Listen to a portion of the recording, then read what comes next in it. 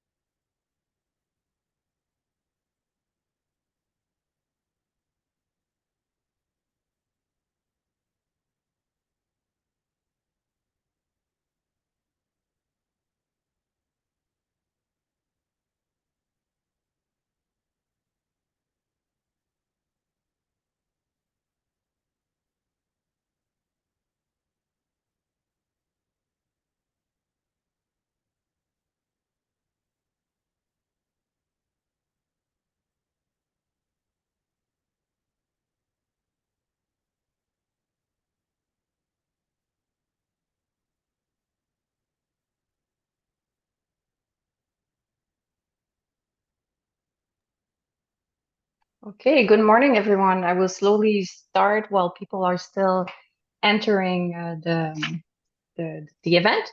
So first of all, welcome to today's virtual stakeholder event entitled Coastal Resilience in the Atlantic Ocean of Action.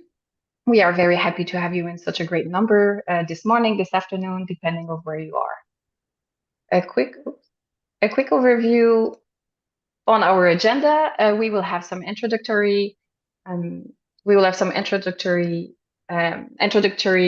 Sorry, I was trying to close the Zoom. The workshop goals and the procedure, and also the resources. We are very thankful for the 3 speakers that have agreed to give an inspirational talk. I will introduce them a little bit later.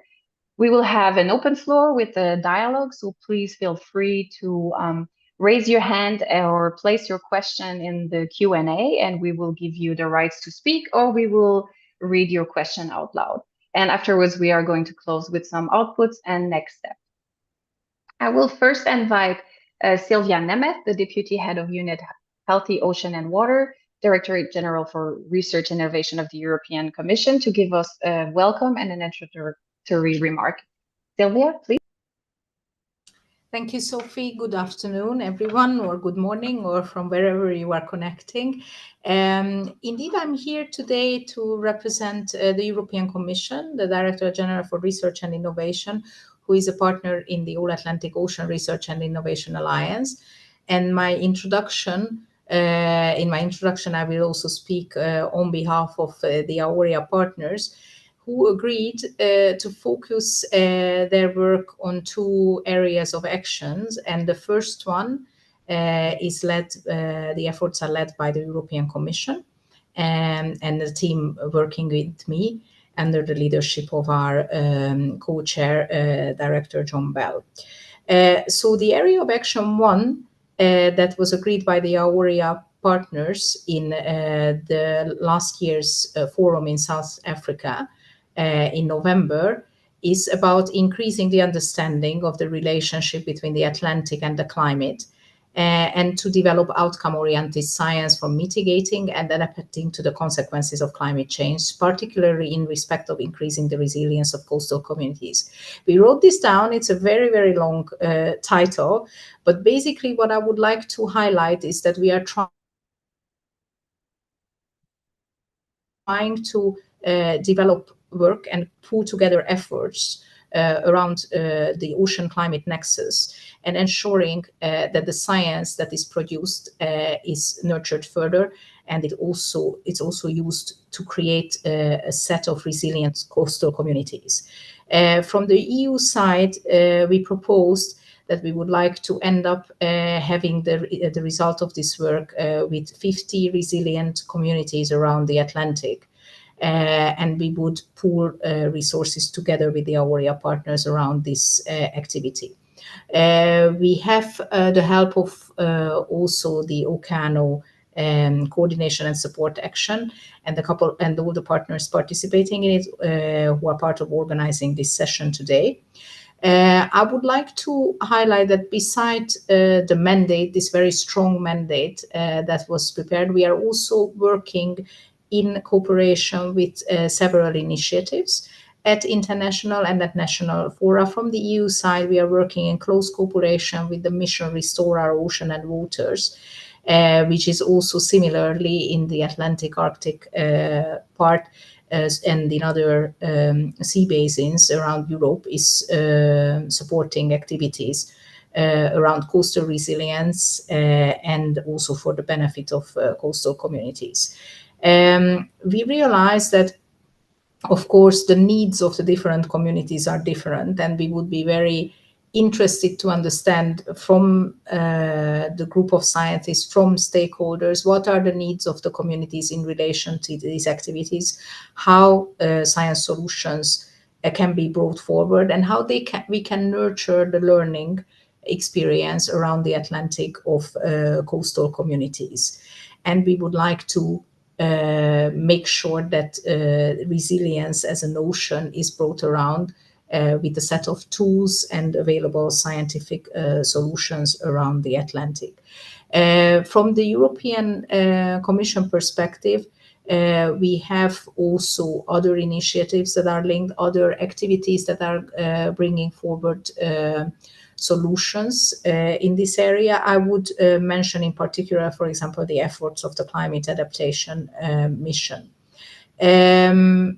As you can see, this is a process. We started this process with a first scientific workshop in the month of June. This is a second step and the second occasion for us to meet with communities and people working actively around this area of action in the different setups, so that we can bring forward the discussions with the AUREA partners and launch together actions, also in view of the forthcoming AUREA forum that will take place in Ottawa in Canada in the second week of October. You can find all the information about this work and about the efforts of the All Atlantic Ocean Research and Innovation Alliance partners on the All Atlantic website. And I would really invite everyone to follow this work, to be part of this work, and to be an active conversation partner today. And I would also like to thank the speakers who accepted our invitation for today. Thank you, Sophie.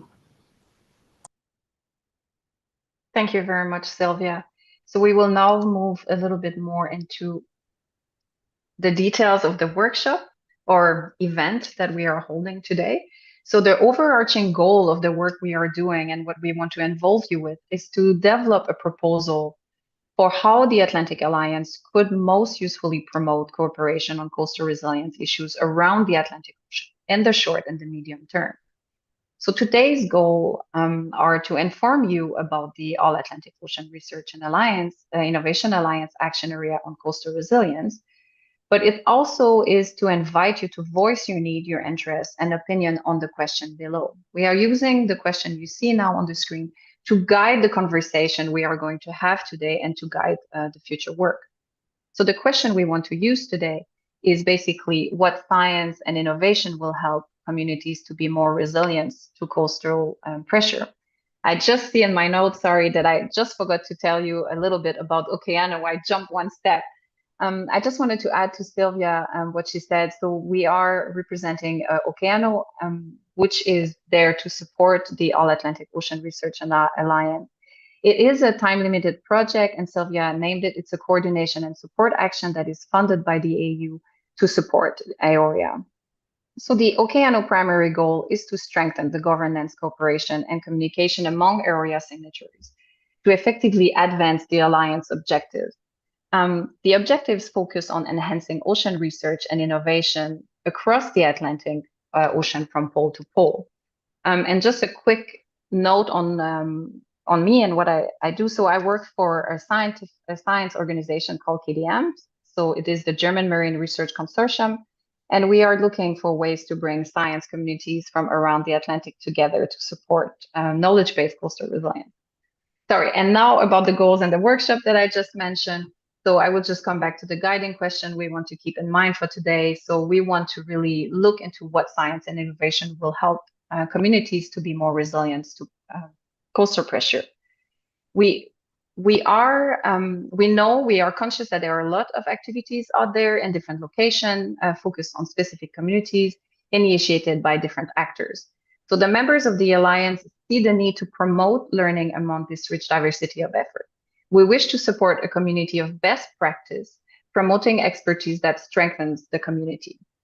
So workshop and events like today serve to reach our a larger community to bring different perspective to the discussion.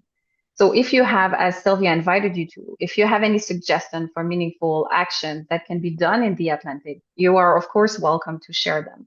Of course, we need to be realistic. This is a science and innovation-based initiative, so we have to be conscious of that. But any inputs will be considered and welcome.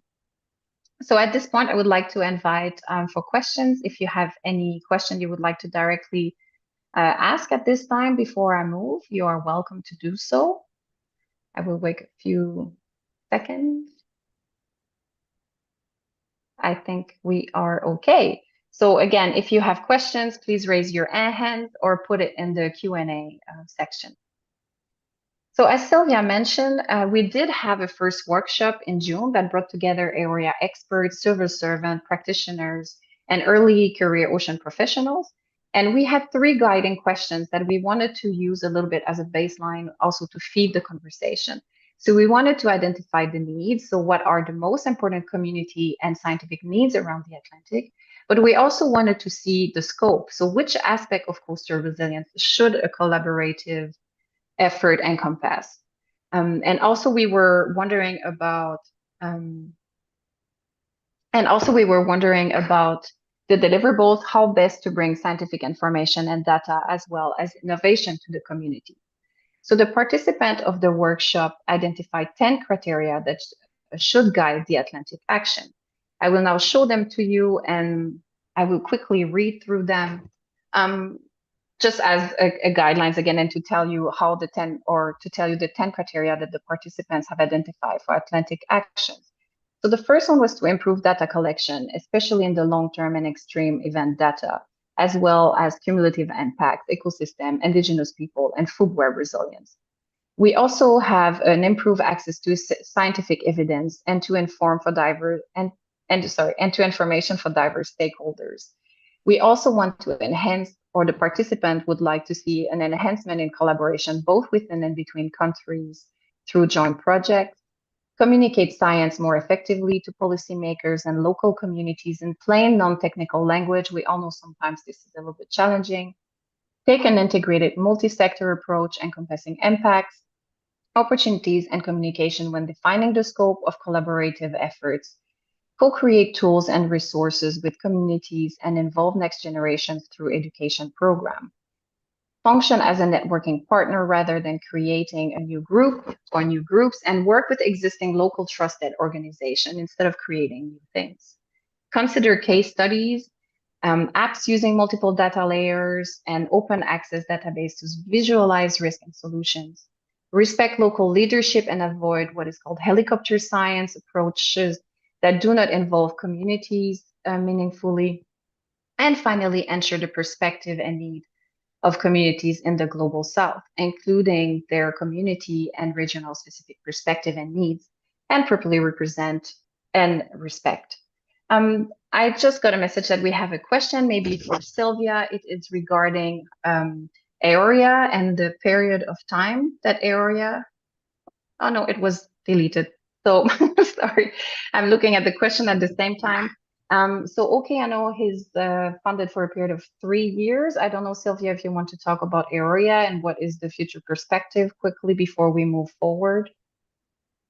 As you wish, Sophie. I mean, basically, the All Atlantic Ocean Research and Innovation Alliance is a continuation of all the efforts that started about 10 years ago, now 11 years ago, with the signature of the Galway Statement, then continued by the signature of the Pelham Statement around the Atlantic cooperation. And the alliance itself, the original 8 partners signed a declaration in Washington in 2022, so 2 years ago, and agreed on a set of actions that they are going to bring forward. And these 2 focus areas or areas of actions that were agreed in last year's forum are foreseen to launch activities in the next 2 years. So this is just a start, and everybody is welcome to contribute to these activities. The first area of action that we are discussing today is under the leadership of the EU, and is done together with all the AUREA partners and all their contributions. And the second area of action, which is about observation and modeling, is led by the United States, and again counts on all the inputs from all the AUREA partners. AUREA is an open alliance. It is welcoming continuously new partners, and it is also open to the support of international and regional organizations. And I invite everyone to look at the All Atlantic website for more information on this. I will copy paste the link to the chat.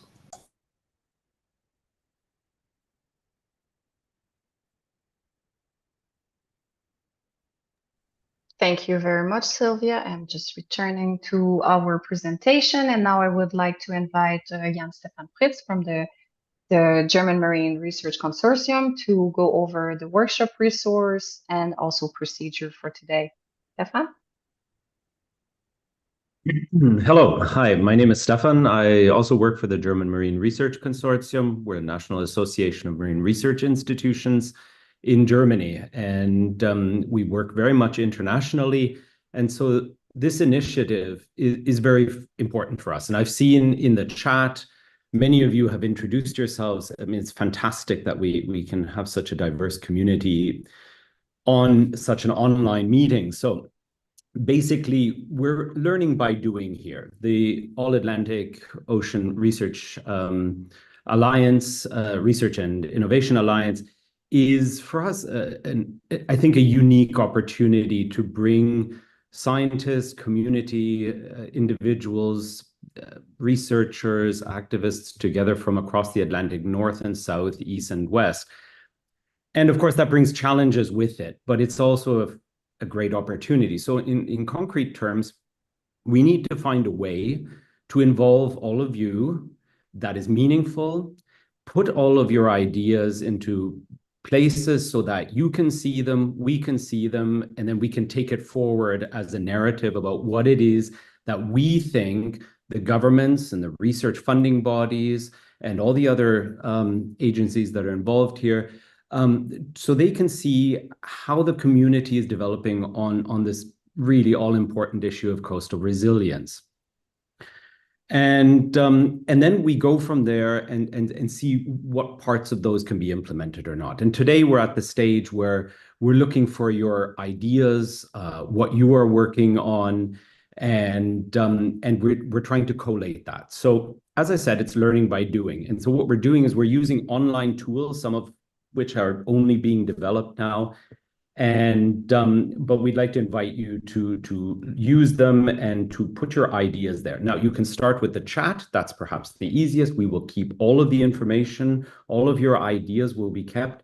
And one of the great things about the software we have now is that it's actually quite easy to collate that information. What we've also done is we've used an online software to create something called a story map. And you have the short link at the bottom of this slide and a QR code if you want to access it via your mobile phone or a tablet. And basically, this story map is an evolving project. It's a place where we're putting the ideas, the information that we're getting, and we're trying to start to create a narrative about what's out there. What are you doing? What are we as science and innovation communities doing to understand and tackle this issue of coastal resilience? So in concrete terms, it's a space for information, but it's also a space where you can put your activities. We have one survey on the page, and you can add your activity to that survey, and it will be shown live on a small dashboard on that page. Now, in the next 4 to 6 weeks, we're going to update that page, and we're actually going to make it much more elaborate so that your activities, our activities, are all visible, and that based on that, we start to create what I already referred to as the narrative. So that's the story map and the survey. That's the first resource. The second resource is specifically for this meeting. So again, with a link at the bottom and a QR code for those of you accessing it via mobile platforms. So we've have an online interactive whiteboard. At any point during the meeting today, please put your comments on this board. You'll see it's very easily structured. And if you go to the next slide, I think we have some helpful tips on how to use it. So I think we can click through so that all the little arrows are seen. So on the left-hand side, just drag a sticky note onto the page, either to the middle if your activities, ideas relate to the entire Atlantic Ocean region, or if it's more specific regionally, have 4 little circles in the northeast, west, south axes. And please just feel free, and you don't even have to use a sticky note. Again, one of the great things about this software is that we can take your ideas and we can put it into report form afterwards. If all the cursors on the page are too busy for you, because I already see the first 20, 30 individuals online, then you can click at the top just to remove the cursor so that not everybody else's cursor is visible to you. And in the bottom, zoom in and out, because this is a large board with a lot of space, but sometimes if you're zoomed in very close, it can look quite small in terms of the space you have for ideas. So on the left, we've just added the guiding criteria. That's just sort of broad guidelines coming out of the first workshop as Sophie presented, giving us some helpful orientation on the kinds of criteria that we think should characterize the ideas that the Atlantic Alliance should take forward. Okay, so thank you very much. I'll be looking at the chat and adding comments occasionally, and of course, inviting you to contribute at any time, not only during this meeting, but also afterwards. So looking forward to the presentations. Yes, thank you very much for this, Stefan. And I want to say thank you again to the 3 speakers that are going to present now. I'm very excited, not only because we have a very cool and wide distribution, geographical distribution. So I'm very excited to hear about all of the talks. And I want to say thank you again to the 3 speakers. Again, what we want to do today is we want to inform you about what we have been doing, but we also want to invite you to engage into what the area action area on coastal resilience is. So we're going to have 3 speakers that are going to inspire us, and we want you to be inspired, and we want you to voice your need, your vision, your opinions regarding coastal resilience using the whiteboard that Stefan just presented, but also, as I said, by putting your questions in the Q&A. So quickly to introduce our speakers. So we first have Aqualuk Sorensen, who is a geophysicist at the Greenland Institute of Natural Resources, and he's going to touch community engagement in Greenland. He will be followed by Godwell Namo, who is the chief researcher and Exaro chair in climate sustainable transition at the College of Economic and Management Science at the Institute for Corporate Citizenship at the University of Africa, who is going to talk about information and data readiness for enhancing community resilience to coastal pressure. And we will have Marc-Olivier Massé, a geographer specializing in the management of island and coastal environments at the Centre de Recherche sur les Milieux Insulaires et Maritimes, or CERMIM for those who speak English and not French. And he will give us an insight of how to put research at the service of innovation to help island and maritime communities. After each talk, I will quickly ask you if you have one question directed to the talk, but after the 3 panelists have given their talk, we will open the floor, and then we will invite you to speak freely, ask questions, and comment. So I will now stop sharing my screen, and I will invite Akalu to present his talk. Thank you very much, and enjoy.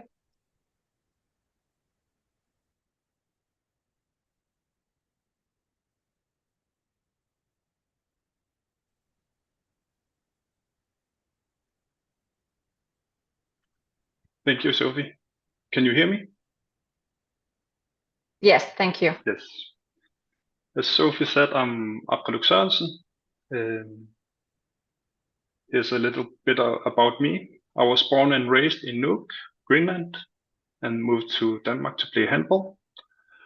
And luckily, I got injured, so I could start my studies in geophysics. I finished my geophysics studies and moved back and worked at the Mineral Resource Authority in the government of Greenland. Then I moved to Bingoktadellerfik, Greenland Institute of Natural Resources. Greenland has been using the seas the whole history, so it's a society that uses. Can I remove this? Yes. Around the Arctic, and has been living off the sea throughout the history. And as we know, the inland ice is melting quite fast, and there's a lot of water that coming into our ocean. But it's a bit different in Greenland. In Greenland, the land is rising, so the sea level is falling in Greenland. So we have a project named Greenland Rising that I'm going to talk a bit about. The reason it's falling is that the mass is decreasing, the inland ice is decreasing. The small water, as I said, but the land is rising due to the subsidence, right? And also the ocean the basin is getting bigger due to the subsidence as well. So if it's rising here, it will be falling here. So the resulting is that the Greenland is rising and the ocean is falling around Greenland. You can see it better here. That's the relative sea level difference from 2002 till 2015. And you can see around Greenland, it's blue, and that means in millimeters per year, around 2 millimeters per year.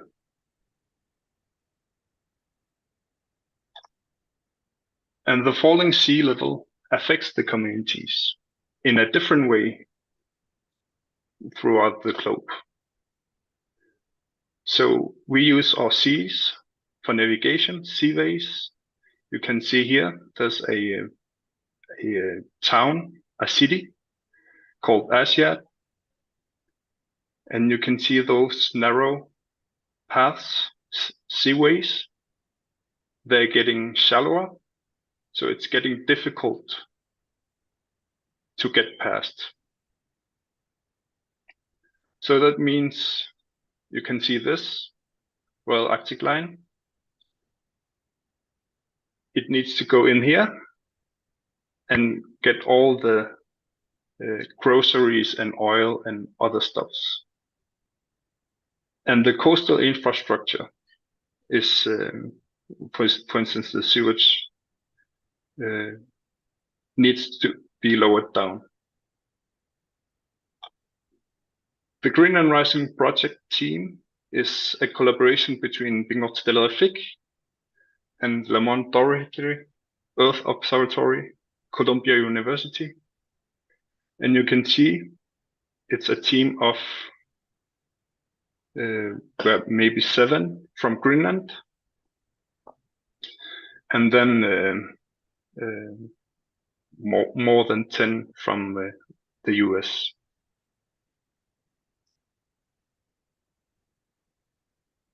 So the project is a lot of based off new data. We have been surveying bathymetry with our ships. I will come back to that later. Installing tide gauges, comparing models of environmental changes to live experiences. We have been focusing a lot of communication with the society and education, making teaching materials for teachers. Of course, doing understanding the drivers of the past, present, and the future sea level changes.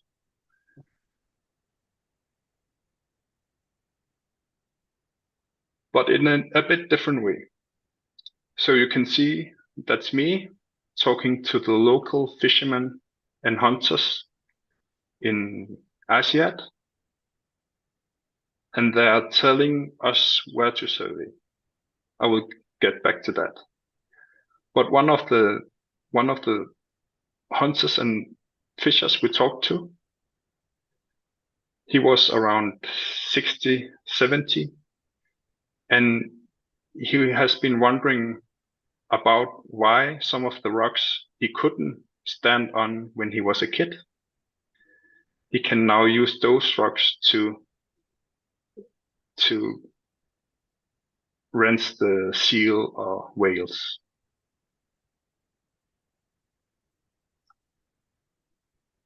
We have used a lot of time in education.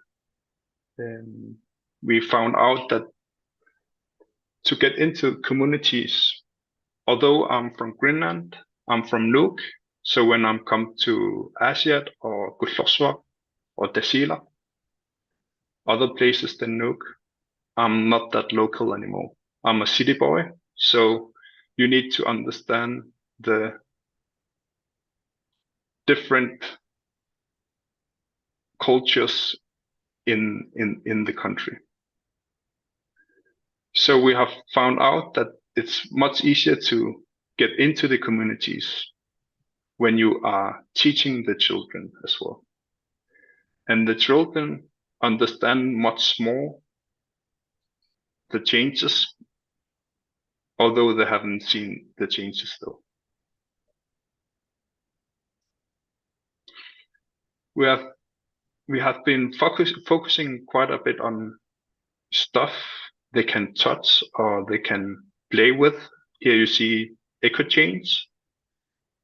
It's a game we develop where you see the effects if the sea ice disappears.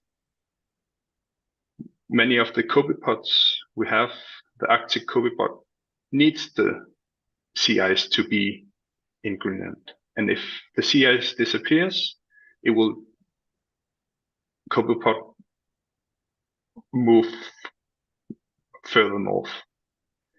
And also 3D prints and glacier goo, as you see here, they're really good for them to understand how the physical factors reacts. As I told you, when we were in these 4 communities, we went out and talked to the community before we went out for the survey. And here you can see a survey plan from Aasiaat, where fishers and hunters have been pointing out where the fish for Greenland halibut in purple here, oysters, cod, seabirds, shrimp, both the historic and present shrimp. So they know much more their backyard than we do. And then we go out for survey. Here's a multi-beam survey. We did both the more deep down to 800 meters and the shallow parts with the dinghy. And using those measurements with ground truthing, we can get the bathymetry, but also the backscatter. And combining those two, we can get a landscape classification we can use for habitat mapping.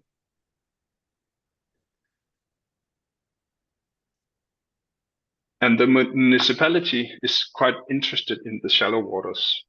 Here you see my colleague Carl Singlersen presenting the results from the shallow and narrow waterways near Asiat. You see again Asiat, and that's the bathymetry mapping we conducted. And here you see me presenting in the national TV about the results and the prediction we have regarding how much the land will rise. And here are some other results we got. This narrow passage you see here, it's a passage they go from west here to the east. And the small passage is this. And you can see between 2012 and 2019 how much that changed during the time. And you can see some places it was only 0.8 meters deep. Here are our predictions. As I said, we were in Gullfoss, Asia, Nuuk, where I'm from, and Tasira. And the land is rising in Gullfoss about 1 centimeter a year. And the projected sea level change by 2100 is around almost 3 meters in Gullfoss. 0.6 meters, 60 centimeters in Asiat, 20 centimeters of rise. Those are the old prediction.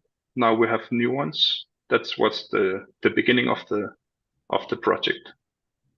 And the sea level around 1.3 meters. You can say it's not a lot in 80 years, but it will affect the infrastructure and other parameters. Here are predictions, almost the final predictions we have. And depending on if we do something about our behavior around the globe, you will see with low emission, the fall will be less in Asiat. If we live as we do right now, travel too much, buying too many clothes, and don't protect the globe, it will fall much more.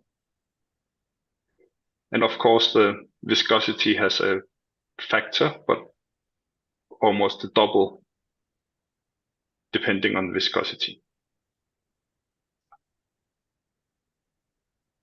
As I said, the Greenland economy, or the Greenland, has been living off the seas all over the history, and it's still the same in today. We are depending on the shrimp, mostly shrimp, but also Greenland halibut and other fish.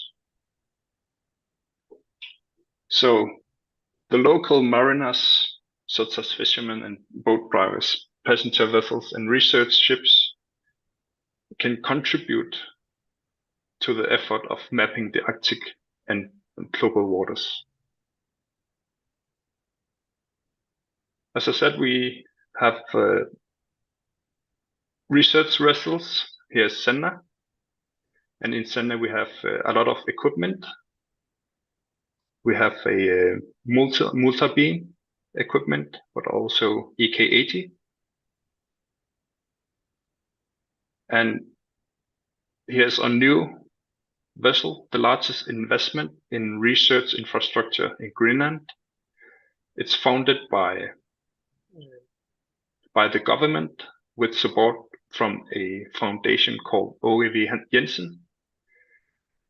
And this ship is a really, really nice ship, a bit expensive to rent, but it has a lot of equipment to measure the seas. In the being up to the we are advising the government how much the fish stock they should get and other stuff. I'm not a biologist, so I don't really know that, but I may make the maps where the different strata and habitats are. And for that, we need bathymetry. Here you see IPCOW. I know many of you know the IPCOW or GEPCO. This is the 2012, 17, and now 2020. And there's a new one, version 5, out yesterday or the day after, the day before. But only around 50% of Greenland seas have been mapped. So I will never, at least in my work career, I will not be, what do you call it? Unemployed. You will never see it to the end, I guess. Yes. Is what you wanted. Or completely finished. Yeah. I would just also tell you we have about 1 minute left. Yes, I will finish out now. So we have been partnering with the Seabed 2030, and we have a project called Seabed 2030 where we use vessels from fishery vessels and other vessels to map the seafloor. And it's a community-based mapping. So it's a single beam. As you can see, it's only single beam. But using that, we can kind of get close to mapping more areas in the future.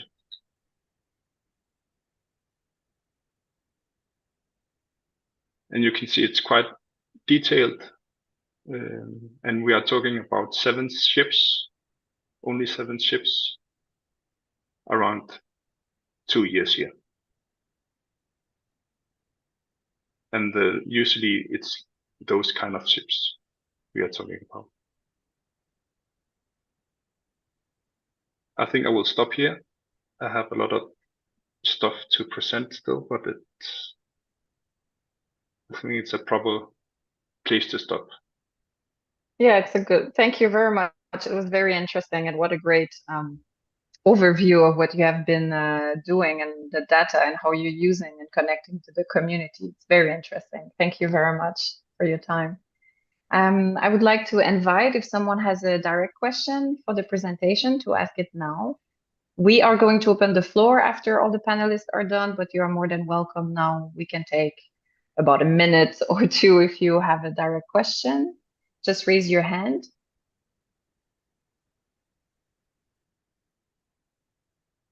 Okay, so if we don't have a direct question, we will come back to Akaluk's presentation and points that he made a little bit later when we open the floor.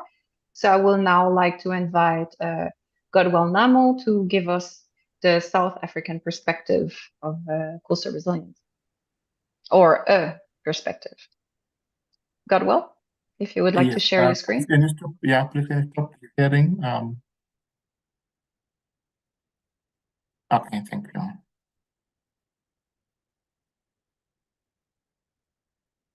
Please just confirm you are hearing my voice loud and clear. Yes, we can hear you loud and clear. Thank you. Thank you. Yes, can see the presentation if you go. Perfect. Thank you very much. Thank you so much. I'm Godwell Namo from the University of South Africa. And I will not dwell much on introducing myself. I'm interested maybe more in the feedback and the talk that we have at hand. Needless to say, our Vice Chancellor, Professor Lenka Buleng, has proclaimed about 10 catalytic niche areas.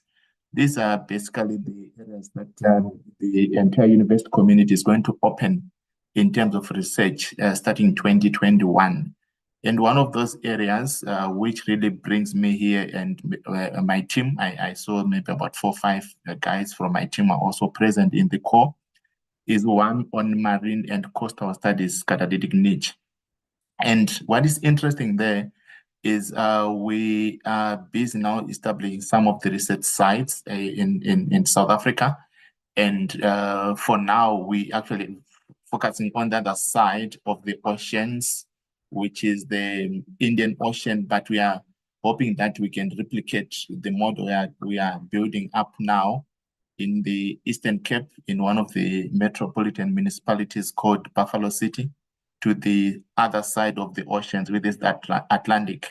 So what I'm going to do here, I'm talking about information and data readiness for enhancing community resilience to coastal pressures. I'll touch a bit on maybe some examples here and there, but the main framework of these presentations for those that are logged onto the core to see areas of synergies in terms of wherever they could be in the Atlantic Ocean, and then possibly also see areas in terms of where we could collaborate moving forward.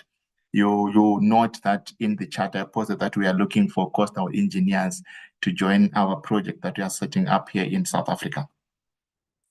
Now, a bit about my background, about the presentation outline. We will touch base on the introduction and background, coastal resilience, readiness pillars. Then, of course, I'm going to dwell a bit on what information and data assist communities to build resilience against coastal pressures. Now, it's quite interesting in terms of what has been happening. This is not like a picture that is exclusive to South Africa, but I'm sure in many countries, when you map the distribution of extreme weather events, you maybe possibly find similar patterns. So this is part of the work that is actually under review. We have done with my colleagues, Dr. Lazarus Chapungu and Dr. Gideon Mutanda were also in the core. So what you see there is one, the monolithic representation of the instances or occurrences of extreme climate events in South Africa since 1920 to 2023. And of course, the other one is basically a composite showing us which particular extreme weather events were occurring where in the country since 1920. And what is imperative then is you see that the other side we are focusing on now, which is the Atlantic Ocean. It touches on 2 provinces in South Africa, one which is Northern Cape Province, and the other one which is Western Cape Province. The other 2 provinces, to make a total of 4 that are coastal, is KwaZulu-Natal and Eastern Cape. So we discover there when we talk about Western Cape, especially Cape Town and the surrounds, there have been quite significant instances of extreme weather events. Of course, some of the known ones, it's sustained gale force winds, tidal waves. We also have got issues around droughts, we have issues around floods, hailstorms, and other extreme weather events that are occurring there. Now, these are a graph showing the trends in terms of how they've been increasing since 1920. And we see that there's a sharp increase in terms of extreme weather instances and occurrences. And I think what is not shown in the graph that is coming out of the literature regularly now is the intensity of these extreme weather events. And we are saying where we are going into the future, possibly there's not going to be an improvement in terms of intensity being less intense, and also in terms of the return rates, and even the increase in terms of frequency on these extreme weather events, which then brings us to the issue in terms of what has been happening on the ground. These are some of the pictures from one of the papers we published in 2021.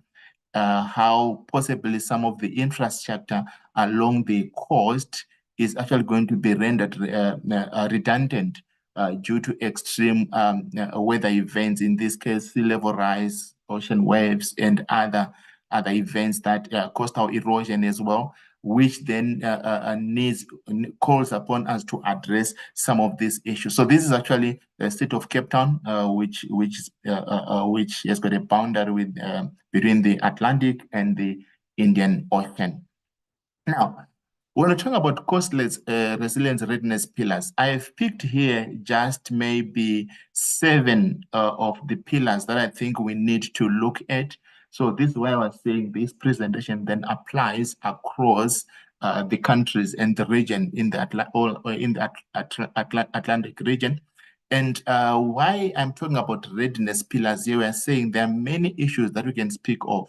But if you are not ready in terms of now building coastal resilience, then we might not be able to do that. So what is it that we should look at? Number one, we need to look at high-level political and management buy-in and championing in terms of addressing the coastal resilience issues.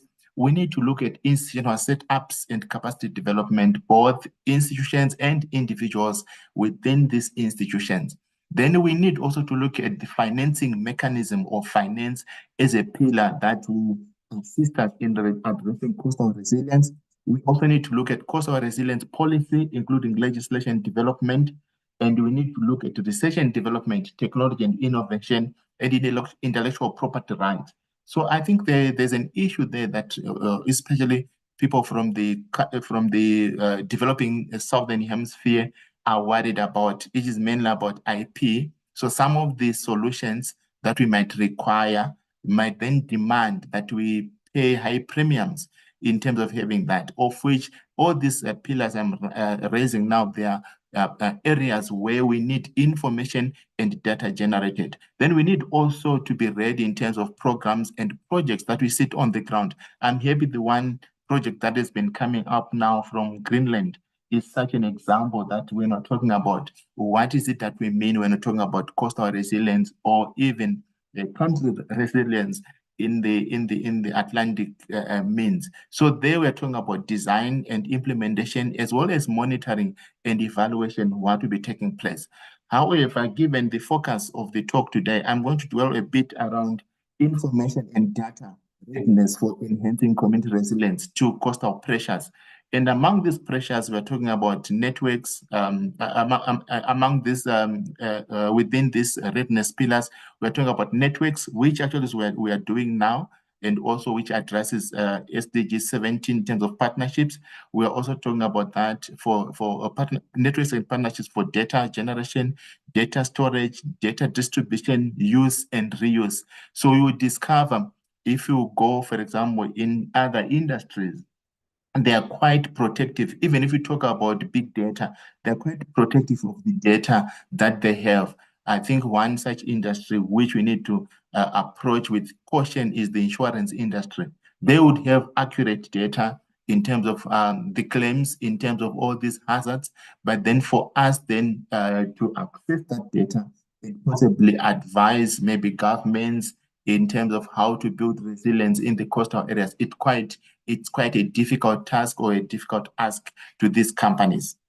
Now, on policy, I want to just pause here in terms of we can't talk about coastal resilience if our policies, our documentation is not clear in terms of conceptualizing what do we mean by coastal resilience, what do we mean by community, what do we mean by coastal itself. So I think what is of interest to us maybe here in South Africa now, we are currently embarking on a journey to develop. The draft is there to develop the South African coastal adaptation response plan. And in that response plan, what was quite interesting when I was going through it in the executive summary is how we are trying to build understanding on what is the coastal sector.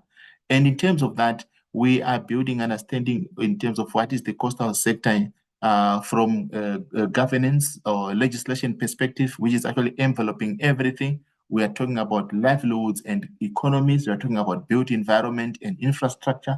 We are talking about people and communities. And we're talking about natural environment and assets. So what is happening here in this draft proposal of that response coastal adaptation response strategy is that we can't just live and maybe take one particular element and start generating data on that. Yes, it could be okay in terms of project approach, but there is a lot of areas that we also need to generate data. Now, in that line, I've tried to conceptualize here to maybe the three facets of data and information, starting with the dominant one, which is conventional scientific data and information. So this is actually what maybe the earlier presenter was talking about, but we are also seeing another area of data and information that has been neglected in the past, which we think when we're talking about coastal resilience, it will play a big part. And this is local and indigenous knowledge or knowing information and data. So we can actually, we need, as we build coastal resilience, to also generate data and information on local and indigenous knowledge. So before science was, or before the machines, before the robots, before the ocean bed drones were, there were people living in these coastal areas, and they had a way of managing hazards or climate hazards or coastal hazards. And that information needs to be elevated on the global platform, because it's part of what will be needed when I'm talking about maybe early warning system, when I'm talking about search and rescues, when I'm talking about reconstruction and rebuilding. That information is needed. And also we need them to start generate these databases that have got this type of knowledge, not only in a country, but across the Atlantic, and see how best we can possibly take in terms of good practices and also improve other local practices. Then, of course, there's also other set of information and data. Now, on this other set of information and data, it's quite interesting. In one of the researches we did in Zimbabwe after the cyclone Idai in 2019, we actually pitched a work around spiritual information, and it was quite interesting. People talk about we have dreamt. People talk about we saw this. There's this intent. Of course, it's a mixture of local and indigenous knowledge, but there's also a lot in terms of even spiritualism and other belief system. So basically, you are talking about how these disasters are conceptualized in terms of building resilience. So you might discover you go to a community that seriously believes maybe that disaster is supposed to be happening. It could be because we are being punished, or maybe it's because of something wrong we have done in the community, and that shapes the manner in which then they build resilience, and also they build the responses, because the understanding of why that disaster happened shapes also the manner in which that disaster is going to be addressed by the local community. Now, there are some of the portals that I think, or the compartments of information we need moving forward to build coastal resilience in the Atlantic and maybe beyond. Information and data on policies and legislation. This is needed. Why we need this information is mainly we have got one Atlantic Ocean and many countries and regions.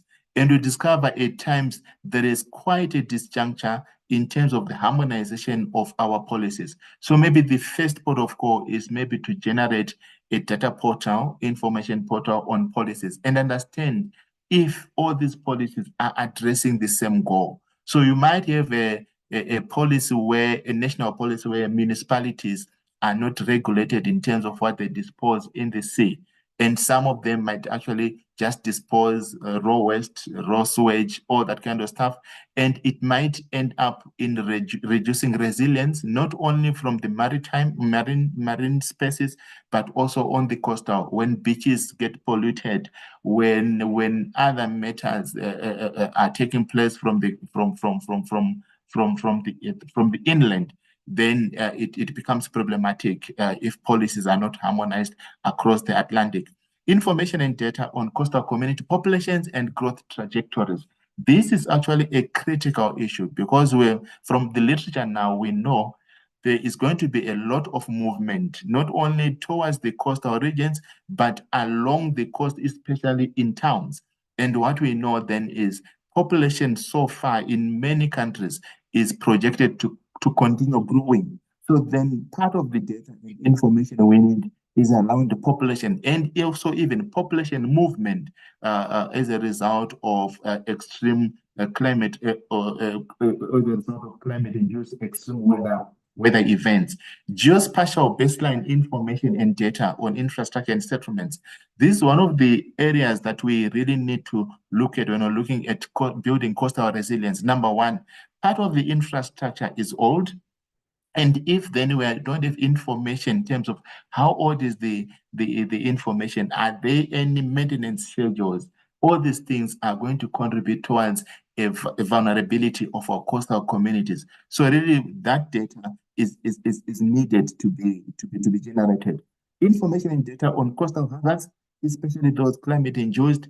So yes, as I flighted those maps earlier on, we are seeing different weather extreme, climate extremes, and also there are other hazards, coastal hazards that we need then to map, including through ocean observation. I know maybe from the Indian Ocean, there are issues around the tsunami and other events that is needed. And where we can, there is also a need for real-time data beaming, and that has got other implications in terms of cost. Who pays for that data? Who is going to finance the generation of that data?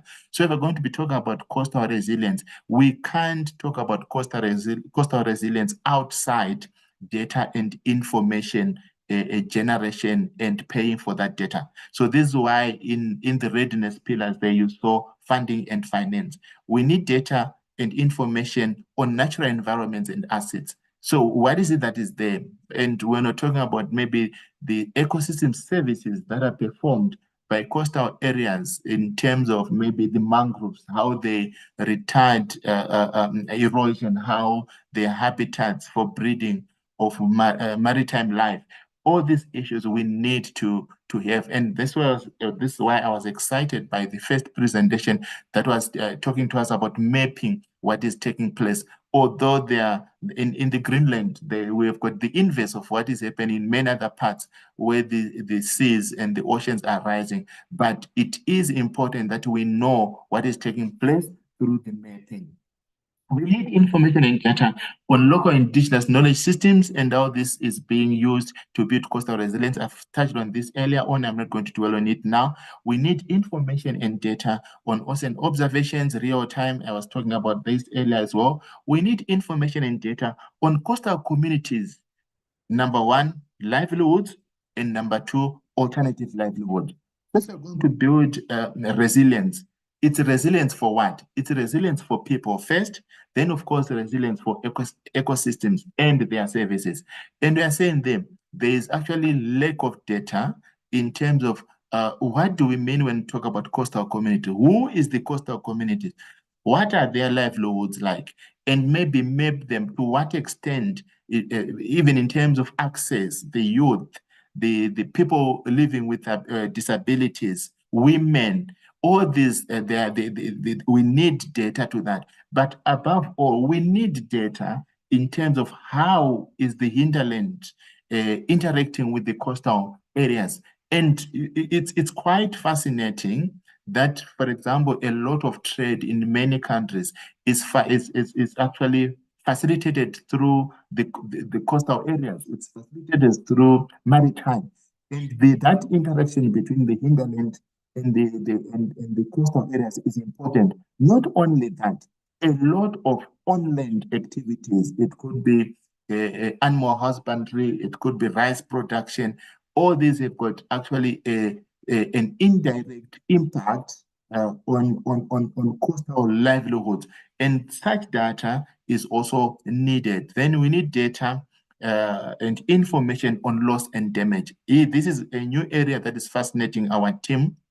Also, maybe given that I'm sitting in the UNFCCC non-economic loss and damage experts group, but this is an area that we are saying when we're talking about coastal resilience, building coastal resilience, we can't then exclude information and data on loss and damage. It's mainly on the tail end, and of course the insurance companies, the the finance sector or finance industry in general comes in here. The local authorities, they also come in here in terms of wanting information that is related to loss and damage. And whilst I'm touching on that, we also need information in terms of delimiting what do we mean by loss and damage, or the conceptualization of loss and damage in the Atlantic. So number one is that you might have a conceptualization at a global level, but what is our understanding in terms of loss and damage within the Atlantic? We need information and data on funding and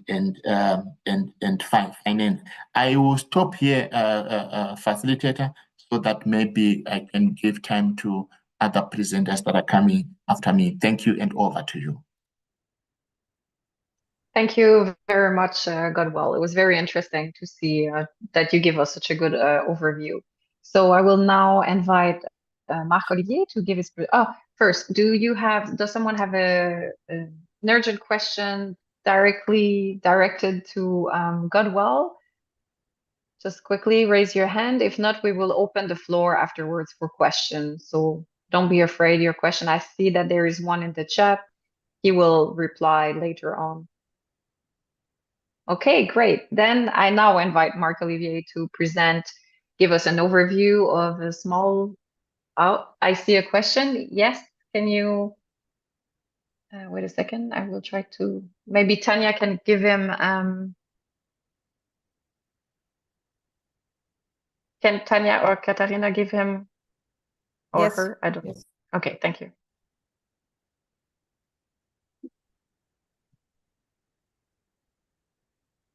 Yes, please go with the first question.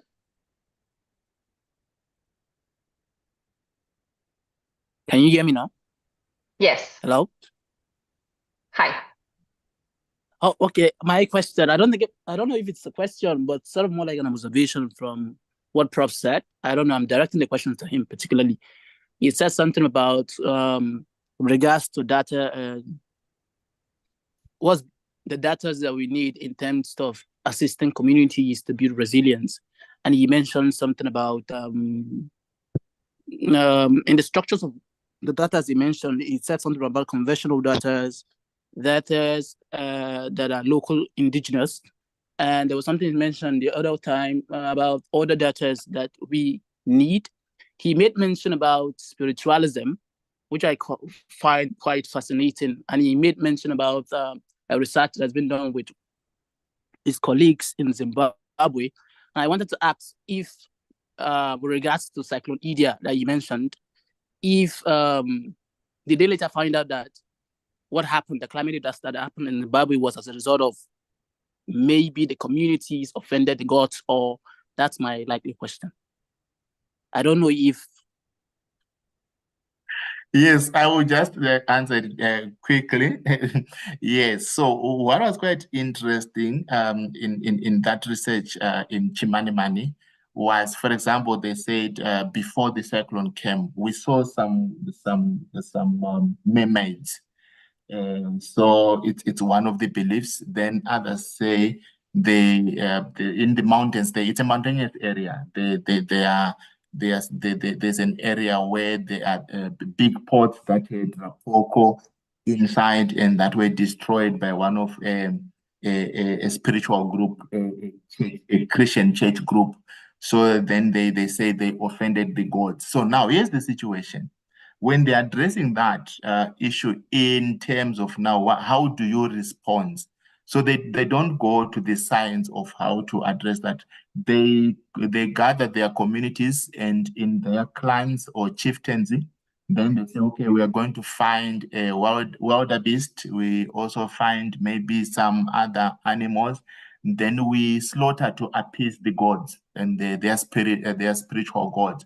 So you discover that the response thereof differs from what maybe somebody maybe from the developed northern hemisphere would think would be the response. And they truly believe that by doing such, then they will be protected from similar hazards in the future. There are many more other things that actually, or stories that were emerging around that. They also have got what they call taboos that they are supposed to be to be done, and they believe that through over the years, then they have departed from following some traditional belief systems, and then, for example, in things like cyclones, tropical cyclones, and other unfortunate extreme weather events as a result of that. So what is important then to note is the manner in which then they interact with the responses and also with the prevention and building resilience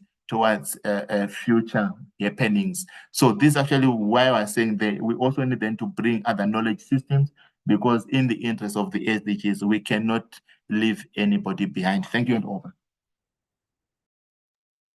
Thank you very much for this answer. If you have any more questions, please put them in the Q&A and we will cover them after the next presentation. So please, Marc-Olivier, now the floor is yours.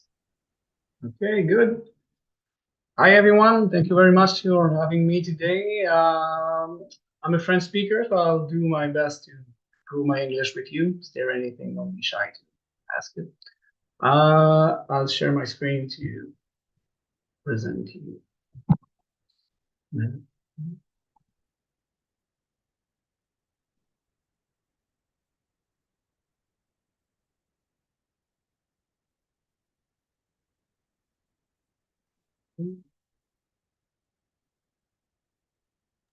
Let's start working now.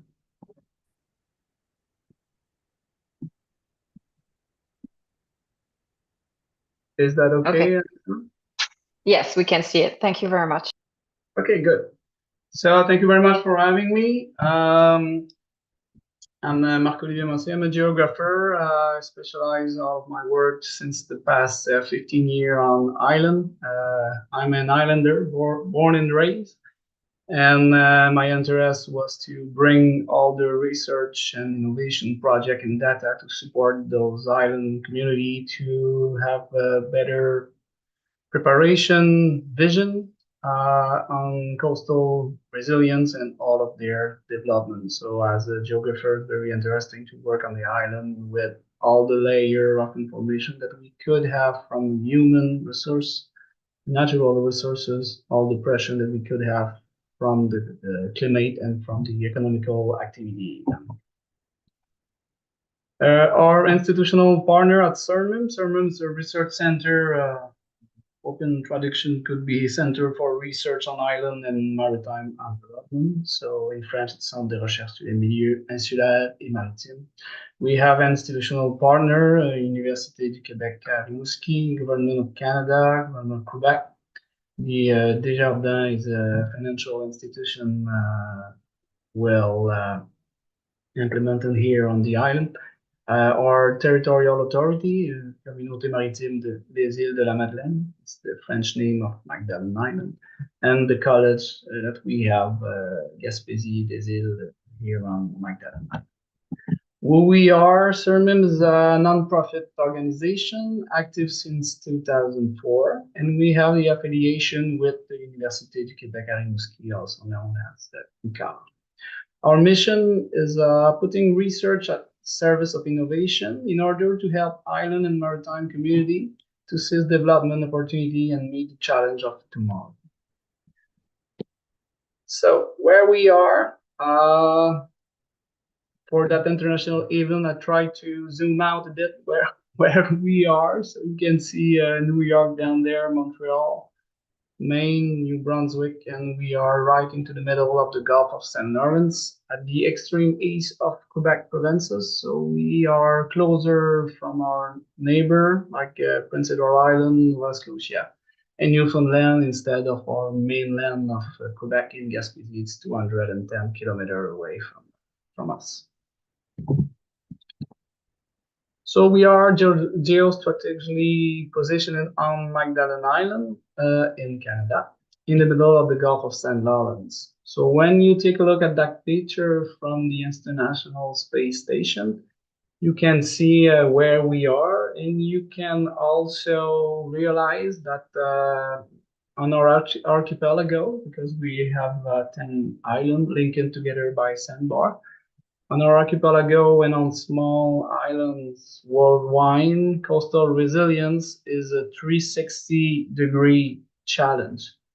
So everything is in everything, and all the hazard and the challenge that we have are coming from everywhere. So we are always saying if we going too far on our way back, we will drop into the water too. So we have to face, usually we receive or we are at the forefront of the climate change impact on all the island community in the world.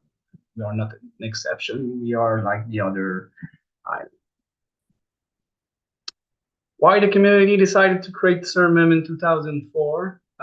Because on an island, as you can see, the picture that we have here, we have a lot of things that we need to link together to build a real and a viable solution that the community will take. So we have dependence on imported energy, we have vulnerability to climate change, fragile environment, limited natural resources, high exposure to coastal hazard, complex waste management, high demographic sensitivity, low diversification of economic activity. We have mine services, fishery, and tourism. We have a scarcity or shortage of labor, and we have a fragility of transport links with the continent or mainland.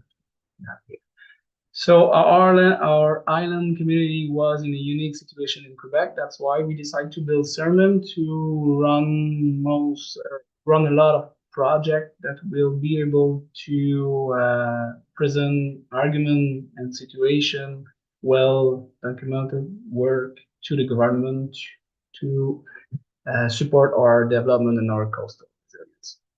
It was difficult for the community at this time to be informed on the research project and their results to support the development of the resilience.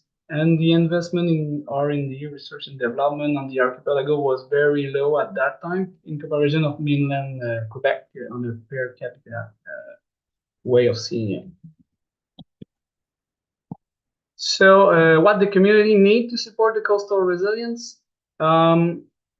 Interdisciplinarity into the research projects.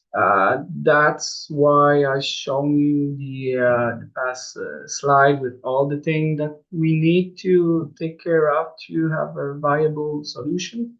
So it's very important to have that interdisciplinarity, and you need to have a structure that will take care of that aspect of the coastal resilience, and we need to have capacity on the island into the community to support the research project, infrastructure and equipment. We need to have it here on the island. A long-term vision. If we want to work on a long-term data, we need to have a long-term vision. And to support that vision, we need to have experienced team member, researcher, collaborator. We need to have a retention of all of those groups. And we need to have development and funding, long-term funding. The problem that we have since 2004, it's difficult for a structure like us to be funded on a long-term financing program here in Quebec and Canada.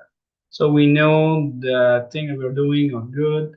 We have a lot of partnership with researcher, science, but we are kind of exception, or a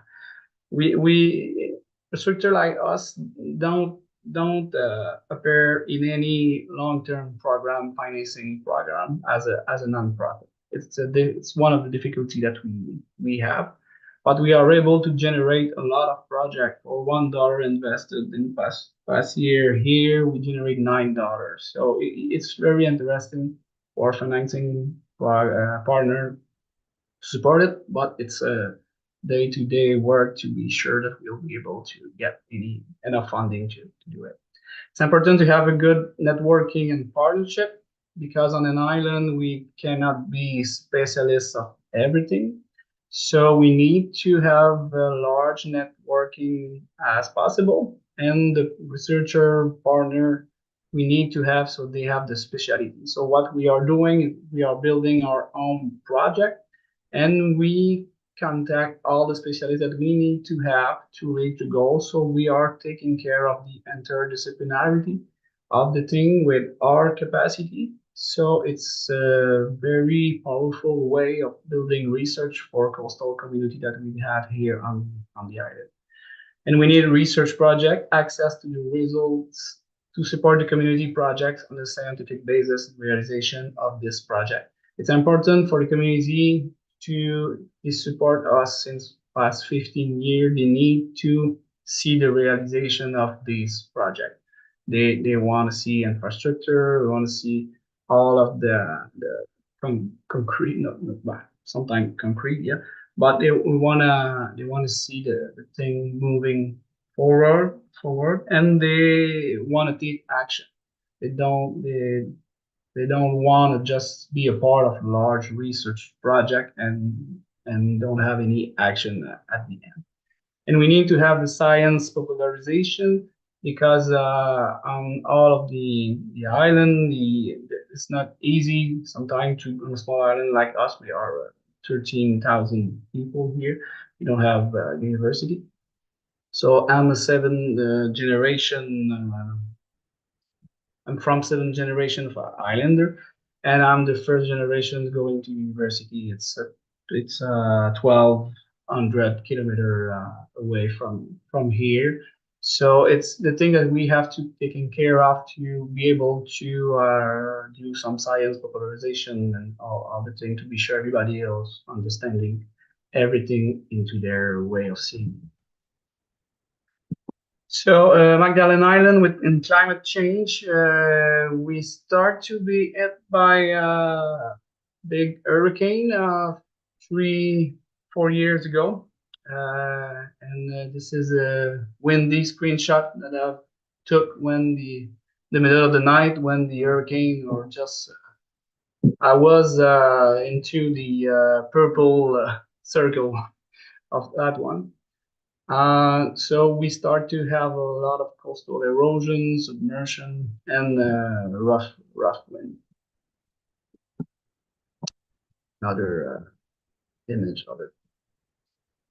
We have coastal erosion. So the work on coastal erosion started on the Magdalene Island in 2004, and we start to have infrastructure to protect all of our main component of the community 5 years ago. So it was very good for credibility of research and community participation to see the way that all the things are doing based on science data that they participate to collect it since 10 years ago. We start to have infrastructure. We have a high density, like most all the island worldwide. We have high density of population because we have 300 kilometer of beach, but we are 200 square kilometer territory, so it's the high density population. So what the CERMIM are working on? We're working on mostly on applied research. We work on the island development in context of climate change, oceanographic ocean and research applied to the Gulf of St. Lawrence, and on island circular economy. So we are working on resilience, coastal resilience, on all of those aspects. The way that we are doing it, we provide service to for R&D innovation project with our community, private, institutional partner. We are offering technical support for research. We are running pilot project for university, for community, for the private sector too, on the island and into the Gulf. We are doing project management, international networking with island communities, turnkey project management, and field and technical survey. To achieve this, the main component that we have a great team. We have a lot of equipment, marine, industrial, and field research equipment. And we have right now, it's under construction. We have an island hub of innovation, research, and development that will be able to receive all of our partner, and it will be an installation like a small university campus that we'll have here. In a long-term development vision, it took 15 years for us to build it, so we have to be patient. The team, we have a team between 10 to 15 people on a yearly basis, with board of director and a scientific advisory committee. We have a large network. It's essential, like I was saying before, to have it to support the expertise, the credibility, because we cannot be a specialist of everything. We don't want to be a specialist of I'll go fast. We have a research vessel. We made a partnership 4 years ago with a fishing company. We decided to invest to get another certification on the vessel. So we have 2 certification on the vessel. We have the working vessel certification for us, and we have the fishing vessel certification for the company. So this vessel is able to do the research that we want to do all over the Gulf of St. Lawrence, because it's important to bring the community into the body of water that they are surrounding us, not just focusing on the coast, because all the cultural thing, economic, and all the dependence that they have came mainly from the sea. So it's important for us to have it into our capacity. We have a lot of equipment, side scan sonar, ROV, container. We are able to run science with our partner with a containerized laboratory on the vessel. We have drone, a lot of things to work with. We have industrial space for research and development project. So we are able to do almost everything with the capacity, and it's important for us to promote also the capacity of the island community. In an ecosystem that we have on an island, we have welding shop, meshing shop, shipyard, everything. So it's important to have a way of seeing it that could include everybody if you want the coastal resilience success in our way to seeing it. The island hub will have a geomedic and computer lab, chemistry lab, biology lab, working space for researcher and student, meeting room, short-term accommodation, workshop and storage for research equipment. And it's right up our vessel. You can see those yellow arrow. It's the vessel and our future building. Example of project that we have in resilience. We run a lot of projects. We manufacture a local agricultural lime. Incorporation to concrete for mollusk shell and dredge sand, substitution for agricultural lime imported from the mainland. We need to be resilient when in that climate change to context to be sure we will be able to keep our development alive if we have a problem with the ferry or communication, all those things. Working on coastal erosion, we develop and adapt a new dredging operation with a private company, because with those hurricane starting to have a large amount of sand bring directly to the harbor, and those sands just coming from the beach. So we are trying to run operation new way of doing it. With climate change, we got a large problem here with fishery when the right whale. Climate change start to come into the Gulf of St. Lawrence, and we're starting to have problem with fishing gear. So we work with the government here to develop a new technique to retrieve ghost gear with ROV.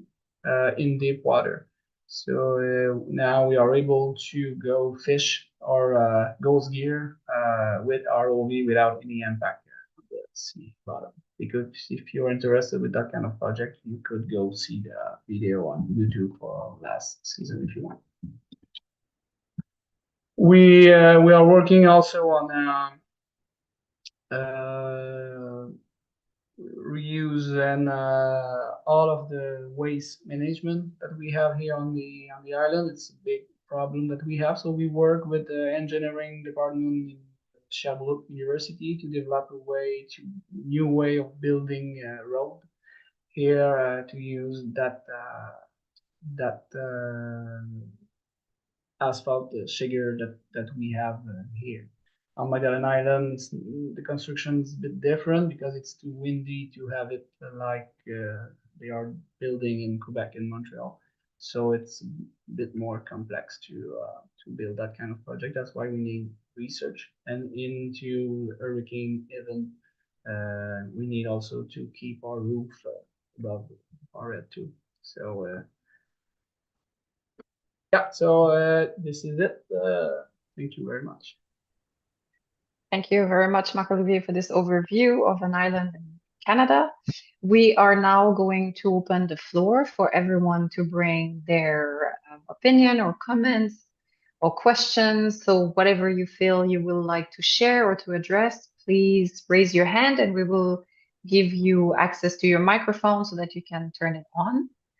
Please don't hesitate. This is the moment where you can really express your needs and anything in relation to coastal resilience. I will also reshare the link for the mural board. We have already some participants that are in there. I will put it in the chat, so please don't hesitate to put your comments there and also use the Argus link to the story map for the survey. Yes, I see that someone has a hand raised. I will. Katarina, are you going to give her a right? I'm not sure. Yes, just a second. Thank you.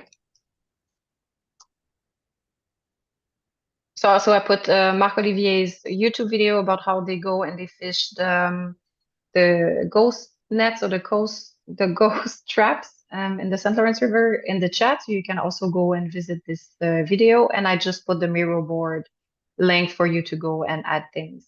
And I see that Anne Rudy is now ready to ask her question. Please feel free. I am sorry about that. I had to rejoin. I'm literally running out of the door, so I have to be very quick. Whether it's relevant or not, I'm really not sure.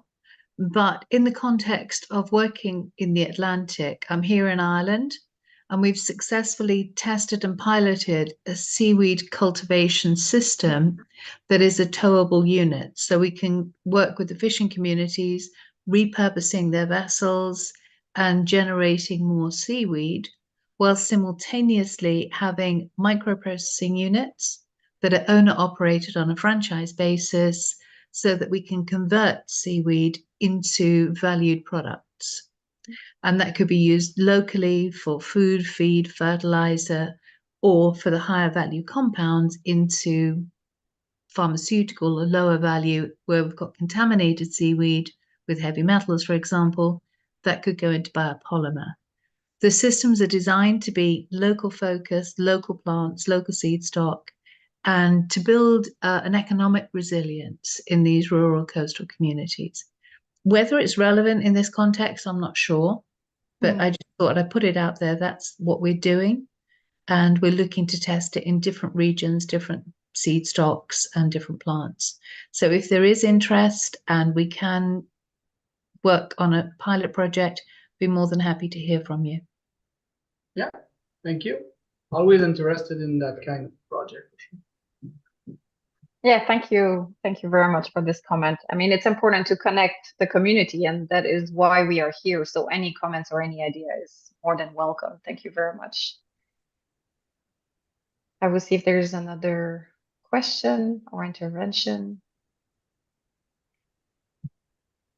I do have one for Aqualook because we already discussed it a little bit, and I thought it was such a great point when we discussed. So when we met a few weeks ago, we discussed about how they actually approach the community by saying what kind of role they have in their institute. And I thought it was very interesting to hear how the people from Greenland perceive certain scientific profession. I don't know if you want to talk a little bit about that.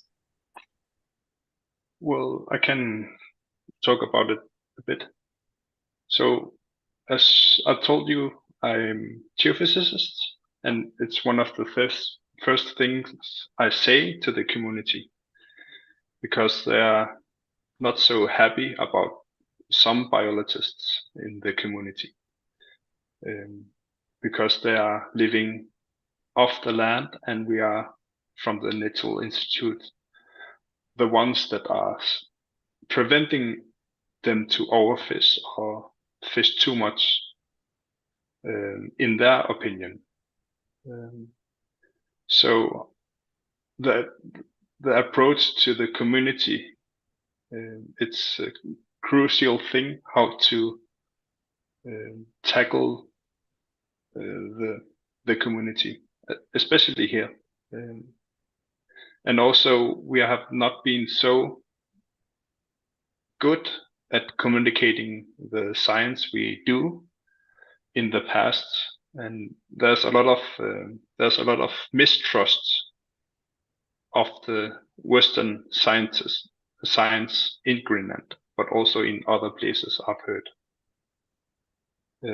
So I don't know how it is where you come from, but it's a bit of difficult task to present something so they don't mistrust you, but also they believe in what we are saying. Yes, thank you very much. I'm a biologist by training, and I already thought if one day I manage to go to Greenland, I will just say that I do something else when I talk to people. Thank you for this. I see that Stefan has a question, and I will go to the chat to read. There is also a question there, and I will mention it after Stefan's question. Yeah, this was just a follow-up, and I guess, Sophie, you won't tell them that you used to work as a fisheries inspector either. No, your point just now, Luke, about mistrust, and I think this is something that Godwell might want to come in on too. Is why do you think so? Either why do you think we've not communicated science well, or what do you think we could do? Is it institutional because we work for big institutions? Is it institutional because we work for governments or are public funded? Is it a perspective on that we have vested interests, or is it maybe the ambivalence of science? So scientific knowledge can be used for useful things, maybe good things, but it can also be used to exploit minerals or take away things from people. What do you think it is? And do you have any suggestions what, for example, this kind of an alliance could do to tackle that in the short and longer term? It's a good question, a difficult question to answer as well. But in my opinion, is the mistrust comes sometimes because we are not that visible. We are not. We tend to hold our results to ourselves, right? And therefore not sharing all of the data. So we kind of mistrust in between scientists as well. So all my data are mine. That approach you've met, I guess, but also the complexity of what we are presenting. And in Greenland, there's a big communication issue regarding language. I speak the language, so it's easier for me to share what I know. So there's a lot of factors that comes into that, in my opinion. Okay, I think this is. Oh, yeah, sorry, please go. Okay, thank you, Sophie. Right, I think the question or the issue that has been raised around science communication is fundamental. So I think we are moving away from this high level impact journal publications, Nature, whatever, to saying how is our work as researchers going to benefit societies. So you can think of the lowest tier of society from wherever you are. In South Africa, we're talking about areas like Soweto, areas like Mamelodi, areas like Kaelicha, or these are areas that are commonly known to be hosting low-income earners that actually say we need to raise these people out of poverty, unemployment, and inequality. So I'm saying whatever we're going to do when I talk about coastal resilience, it's resilience, it's building resilience to improve livelihoods. And part of it is how we create the research agenda. So in the Ocean Decade, there is emphasis on the co-creation, co-delivery, and co-design of research agendas. So why we are emphasizing that is for us then to have local buy-in in terms of communities where we are saying our research must find resonance and solutions.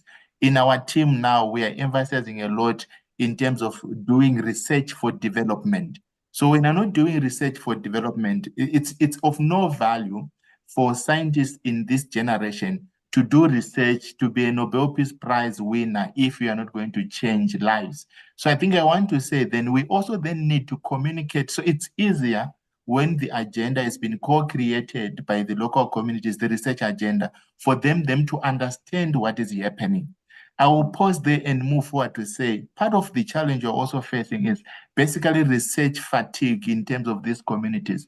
Maybe year in, year out, researchers go to these communities, they ask questions, they disappear after their PhD or master's or honors project. And communities have realized that actually they are not really a stakeholder in all that we are doing. So we also need to change the manner in which we are going to approach communities and understand that these communities are looking for solutions. They are looking for you when you come as a researcher because they've told you what their challenges are. Then what they expect next is for you to bring solutions. So with my team, with the project we are setting up in Buffalo City, we have even found a local name for it. We have not communicated the local name with the authorities because we are still going to approach traditional leaders in terms of the name. We have actually been moving together from day one to have workshops in creating the research agenda. So we are not going to be addressing things that the communities don't need or the municipalities don't need. They've told us what they need us to, where they need us to come in. Now, there's a question that was put in the chat there, I think around, I'm trying to go through, maybe, there was a question that I think Prof. Namo or somebody else. Just give me a check here. They're saying there, you have examples of coastal data generation communities and the need for information flow to policies and legislation to communities. Do you have a view on how to make meaningful linkages between I think it's the local communities and government structures? Now, what we need to, as researchers, we also need to understand the local content. In South Africa, we have got basically three spheres of government. We have got the national sphere of government, we've got the provincial sphere of government, which is similar to state, but they are not state, they are not autonomous. Then we've got the local authority. The local authority is broken down into further three subunits. We've got the metropolitan municipality, we have got the district municipality, which is made up of five plus minus five local municipalities. So in other words, you might talk about the five tiers of government. But we also have got traditional leadership.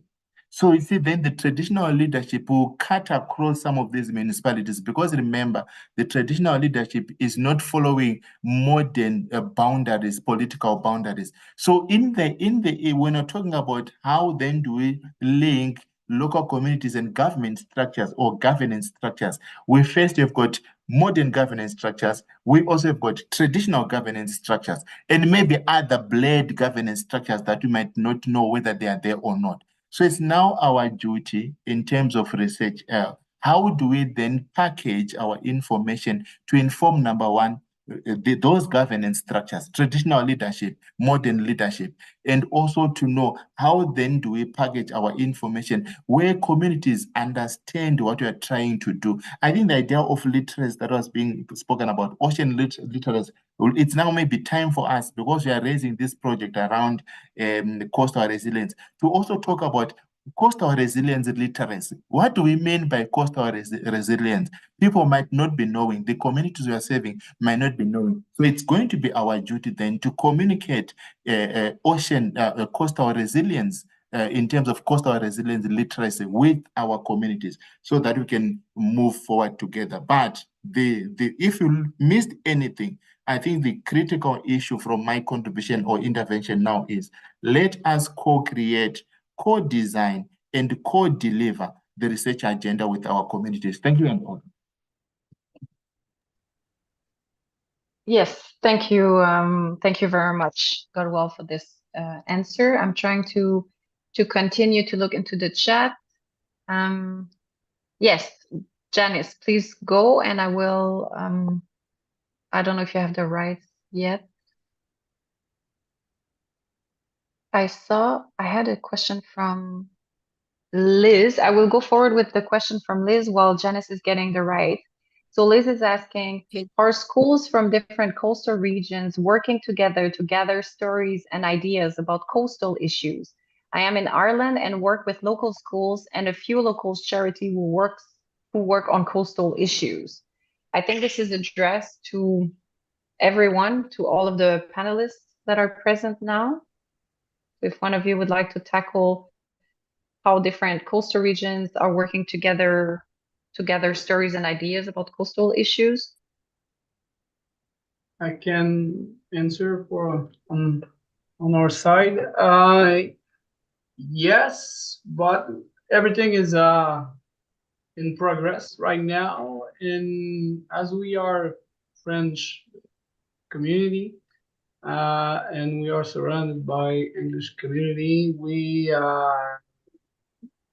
have to run a networking and traduction and all the thing, because all of the community were surrounding us face the same challenge issue. Mm-hmm. So the answer is yes, but it's will be progressive, and this is what we have to do in one community to do, and to focus on our neighbor situation instead of our mainland community that is not into the same situations on our side. Okay, great. Thank you. I will now move to Eugene, who has raised his hand. Thank you very much. Some very interesting insights. A phrase that comes to mind is the Tolstoy, which is every family is different, but every family has the same problems. And when I'm hearing these talks and the questions, it's definitely international in terms of coastal communities are all facing the same issues, just in different locations. I have two perspectives. One is going on, Galway made a very good point, which came up in my work in coastal resilience in Ireland and in Europe, which is the phrase resilience means a lot to everybody and nothing to nobody. I haven't come up with a better one, but even nature-based solutions, which I work in with coastal communities, that nature-based solutions as a term is just a reinvention of work it's been going for centuries. So that's just going on what Galway said. I was just picking up on that. My own perspective is, it's just going back to what we've heard here, which is the triangle I work in, which is government, coastal communities, and researchers. It's delicate balance. And what we inherited here in Ireland is a lot of legacy issues where the non-action of government bodies for years and years, the coastal communities don't trust them, nor do they think they're capable of change. And so that slowly over time, that has to change, and it is changing on a case-by-case basis. And one of the frustrations of coastal communities who are taking action is people like me come along, and because my name is Dr. Eugene Farrell, I have the doctor, suddenly the local government are listening to me and my reports, when in fact, the coastal communities have been saying the same thing I'm saying for decades now. And so the main point that comes out of it is trust. In Ireland, we're really after making developments, I think, in the last couple of years in terms of, instead of me doing presentations now, I just invite the coastal communities into government meetings. Now, the problem is these coastal community groups are not being invited to these important meetings where policymakers and planners are in the room. And so that has to change. And the second thing is there's more power as coastal communities come together as a forum or network than as individuals. And so we're working hard. There's precedents in Ireland for wetlands community groups coming together, or upland groups coming together, and they get public money and they have a strong voice and they get public funds. It goes back to funding. So the coastal community, we don't have that in Ireland. We're an island nation, and we don't have we don't have a coastal plan, which is ridiculous. So I'm just making these observations, listening to what I've heard today, which is fantastic, and just giving my perspective from Ireland. That's it. Yes, thank you very much. And you were right. The definition of terms has been challenging, and we have been facing this multiple times now in the discussion we have been having. Thank you very much. I will now ask Janice to intervene, and I just want to say that we will discuss a little bit more, and then we will close the session. So we can take still 2-3 questions. Thank you so very much. It's been a pleasure being at this webinar. I heard so many interesting things, and I thank Aurea for that. I think the expression coastal resilience is central to so many things. And I would like to bring to this group the view of what's happening now. I don't know if many people has been aware of what we call the Oceans 20 dialogue going on under the G20 banner. So let me briefly explain that to you. There is an engagement group bringing the ocean perspective into the G20 scenario. Most of you would know that the G20 was created via a financial track, and that was shortly after the Asian crisis in 2008.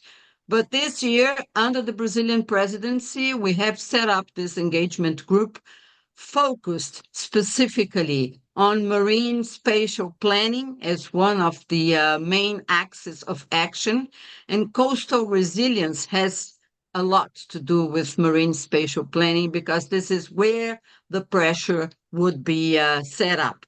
So it's just, to make you aware of this initiative. What happens next is that we pass on the baton from the G20 presidency to South Africa. So we are across the South Atlantic trying to bridge to the extent possible, bearing in mind key issues like marine spatial planning, coastal resilience, the ocean climate nexus, and so on. So I don't want to take your time too long, but bear that in mind. We'll have the summit by the end of this year in November. Most of your countries are part to the G20, and we are pushing that really, really hard to have the social perspective as a main axis under this financial agreement that they discussed for quite many years now. So let's bring the message across. Thank you. Thank you very much, Janice. Okay, so I think I will just quickly, there are no more. Okay, so we were just gonna go back to quickly to the presentation to close the session. Let me go. Okay, so in the chat there was a question asking if we are going to make the presentations available online. So we are sure going to produce a report, and we are going to ask our speakers if they want to share their presentation or not. I will come back to you about this. So to make it short, to close at 10 as we intended, we are going to present and prepare an event report, which will contain the summary, the key messages and recommendations to take into consideration for the next meeting. There will be an overview of the resource available. And if you have anything, please send me an email. You will see my email in a few seconds on the slide. And please do not hesitate to go write your contribution and to stay engaged using the link you see here on Argus and also the Miro board link that we have put multiple times into the chat. The board will stay open for the following week, so you can still go if you have some reflection that you did afterwards. Just go and put it there. You can also always reach us by email. Also, if you have any other suggestion of other people, other agency, other institute that should be included in this process and this discussion, especially for non-English speaking region, you are more than welcome to suggest them. And we are already planning the next event. So that will be as a hybrid event. It will be a side event of the All Atlantic Ocean Research and Innovation Alliance workshop forum, that will be held in Ottawa in October. Our workshop, the Coastal Resilience Workshop, will be on the 8th of October. It will be from 9 to 1 p.m. Canadian Eastern Time. So for the Europeans, it will end a bit late, but you will still be able to join. And the participant in that workshop, they will be invited to develop proposal on how the Alliance and its scientific and stakeholder community can more effectively cooperate on coastal resilience issue around the whole Atlantic in both the short and the medium term. So if you were part of the event today, you will for sure receive a link to attend to the hybrid event. It will be distributed a little bit in the same way. The in-person is a little bit restricted because of space, but you will also probably be aware of that in case you are already traveling to Ottawa to attend the forum. The registration for the area forum are presently open and you can do it via the website. And the registration for the area forum workshop on coastal resilience are not open yet, but we will open registrations quite soon, and you will for sure receive a little link to participate either in person or online. And this is a little bit an overview of our coastal resilience timeline and expected output for the next year and a half. So as you have been told today, we have had an online workshop already. Today is our virtual stakeholder event where we gather a broader opinion about what is important, what should be considered. And we will have soon the coastal resilience workshop. We are planning multiple activities. We are going to keep you updated on this as soon as they are developed. These are more the deliverables, the outcomes, the program, the invitation. I'm not going to go into details because I prefer to have the conversation and the questions answered. And we are planning the next Atlantic Forum, the next area Atlantic Forum in 2025. It should be in autumn. And quickly before I go over to the chat to see if there's something I should read, here are the contacts. I would leave it there for a few seconds while I'm looking if there are some questions. Yes, so I think it's okay. So I would like to thank everyone, thank the panelists. Please do not hesitate to contact us. We are the Oceano Coastal team at the German Marine Research Consortium. Don't hesitate. And also we have the Oceano coordination team, who Veronica is here to represent today.